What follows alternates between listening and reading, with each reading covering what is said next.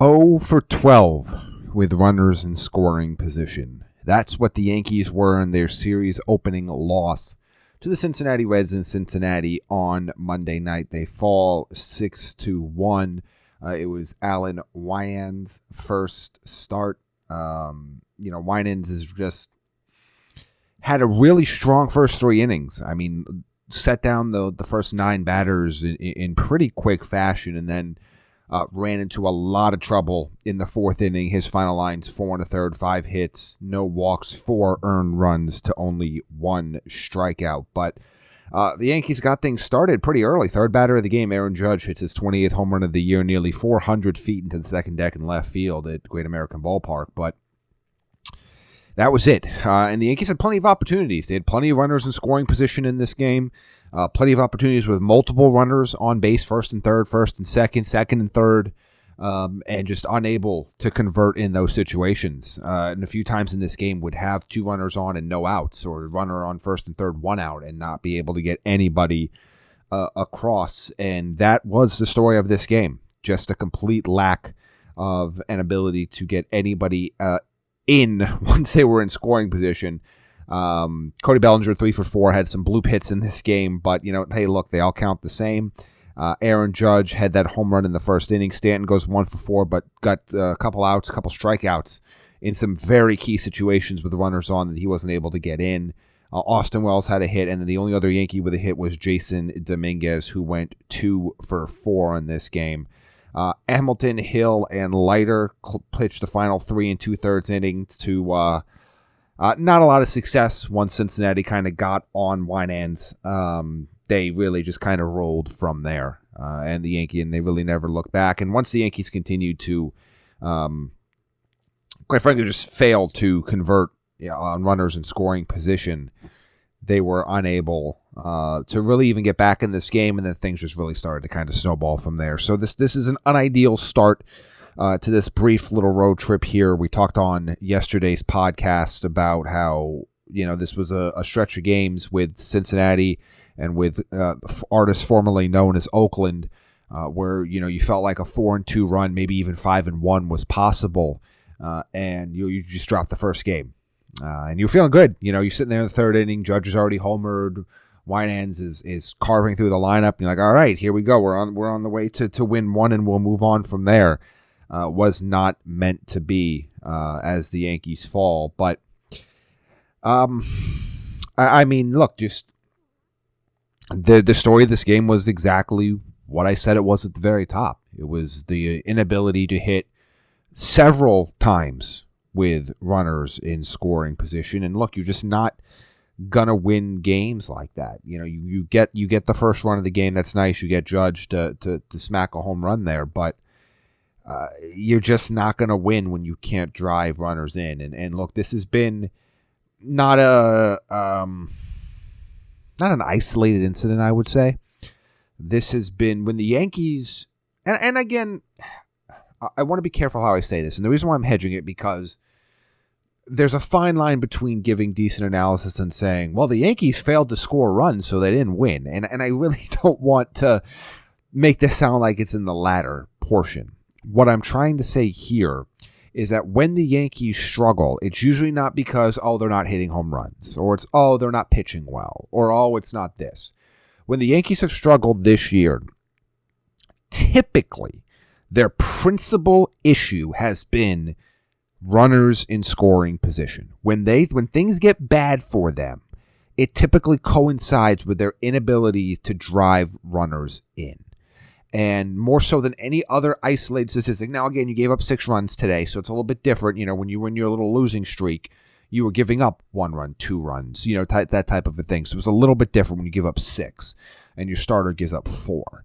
But this is also a scenario where you had multiple opportunities in the middle inning of this game to tie, to take the lead, or even later on just to kind of crawl back to half to 3/4 the lead that Cincinnati built on you, and they were completely unable to do it. And you wonder how the momentum of this game, the pitching choices later in this game, would have been affected or would have changed if you're able to drive in these runners in scoring position, and you're talking about a 4-4 game, a 4-3 game even, and what happens from there, what kind of at-bats do you get, what kind of pitching changes do you make differently maybe than the guys that you went to? Well, there's a lot of different things that you think of in those scenarios, but unfortunately, this was not a good start to the series. They will have to bounce back tomorrow, or today, excuse me, as you're listening to this. Obviously, I'm recording it right after the game, and they've got a rookie on the mound against them.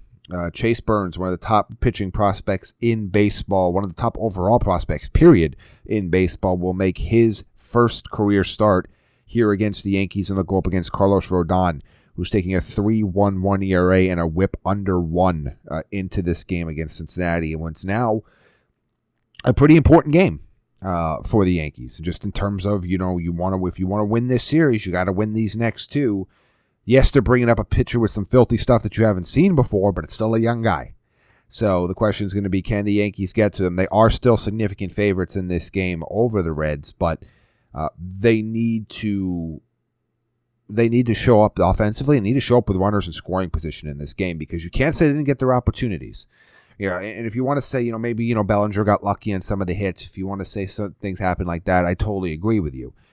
However, when you put multiple runners on base with no outs, or multiple runners on base with 1 out, runners on third with run out, and unable to get any of those players across. The only player that crossed the plate for the Yankees in this game was Aaron Judge, the third batter of the game in the first inning.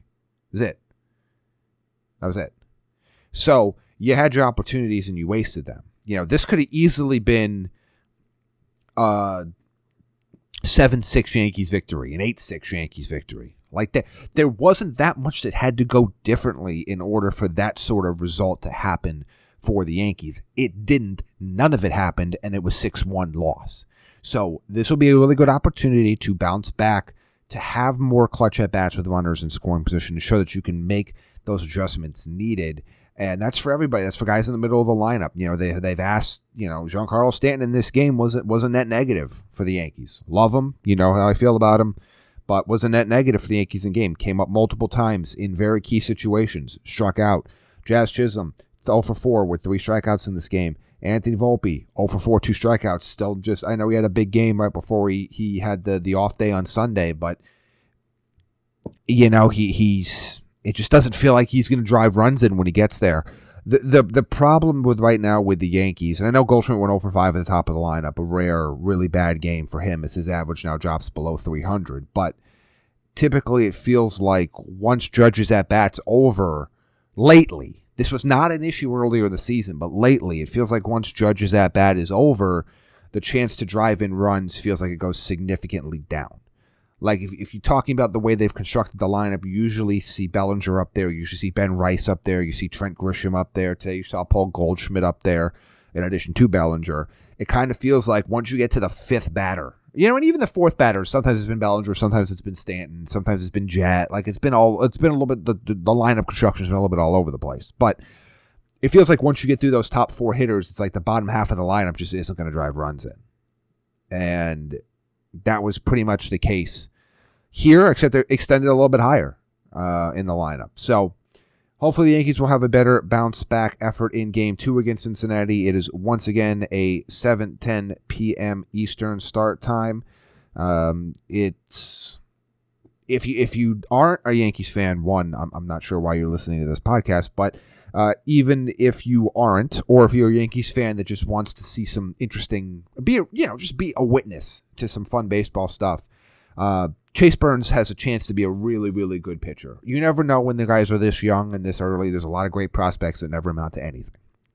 However, this will be a fun game to watch. This could be a player that is a pretty decent pitcher for a long time. He has that really good opportunity at that. So, especially for somebody his age, given his pedigree and where he was taking the draft, how quickly he's made it up to the majors, and just how filthy his stuff is. So, regardless of the result, it will be very fun to watch Chase Burns make his first start, and hopefully the Yankees can spoil that first start and make it a victory for New York. So when you remember many, many years down the road, maybe Chase Burns is a Cy Young winner, maybe he's the top of the rotation guy, and you can talk about how, you remember his first start, and the Yankees knocked him around a little bit. Let's hope the Yankees can even up this series against the rookie with Carlos Rodon on the mound here tonight.